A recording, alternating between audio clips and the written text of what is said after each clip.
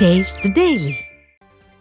ஊதிய உயர்வு, பணி நிரந்தரம் உள்ளிட்ட பல்வேறு கோரிக்கைகளை வலியுறுத்தி சென்னை நுங்கம்பாக்கத்தில் உள்ள பள்ளி கல்வித்துறை அலுவலகத்தின் முன்பாக பகுதி நேர ஆசிரியர்கள் 9வது நாளாக ஆர்ப்பாட்டத்தில் ஈடுபட்டனர்.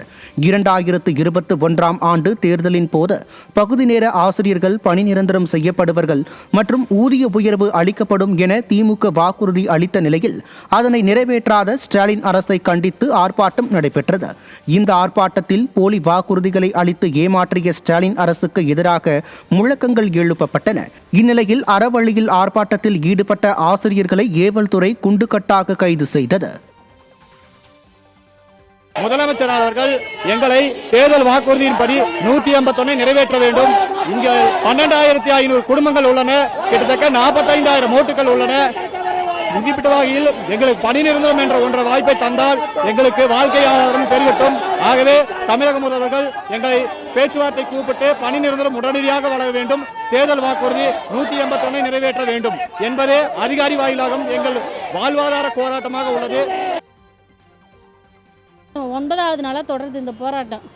எவ்வளவு வெளி மாவட்டத்தில் ஸ்டாலின் ஐயா அவர்கள் நாங்கள் சொன்னதே செய்வோம், சொல்லாதையும் செய்வோம்னு சொன்னார். அவர் சொல்லாதே செய்ய வேணாம், சொன்னதே செய்யட்டும். இங்கே உட்காந்து வெளி இதுலேருந்து வந்திருக்கோம். நாங்கள் வெளி மாநிலத்திலேருந்து தமிழ்நாட்டில் இருக்கோம். தமிழ்நாட்டு போராட்டத்துக்கு உரிமை இல்லையா? போலீஸ்காரங்க அங்கே நின்ன உடனே ரயில்வே ஸ்டேஷனில், பஸ் ஸ்டாண்டு எங்கே நின்னாலும் அப்படி அப்படியே கொத்து நாங்கள் தேச துரோகியா? உரிமையை கேட்டுதானே போராடுறோம். சென்னை பெருங்குடியில் உள்ள பகுதி நேர நூலகத்தில் திமுக நிர்வாகி ஒருவர் பெண்களை தரக்குறைவாக பேசிய சம்பவம் அதிர்ச்சியை ஏற்படுத்தியுள்ளது.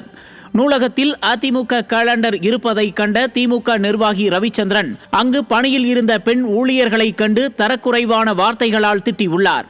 இதனால் ஆத்திரமடைந்த ஊழியர்கள் அவரிடம் வாக்குவாதத்தில் ஈடுபட்டனர். திமுகவில் அமைச்சர்கள் முதல் கடைநிலை நிர்வாகி வரை பெண்களை தரக்குறைவாக பேசுவதாக மக்கள் விமர்சிக்கின்றனர்.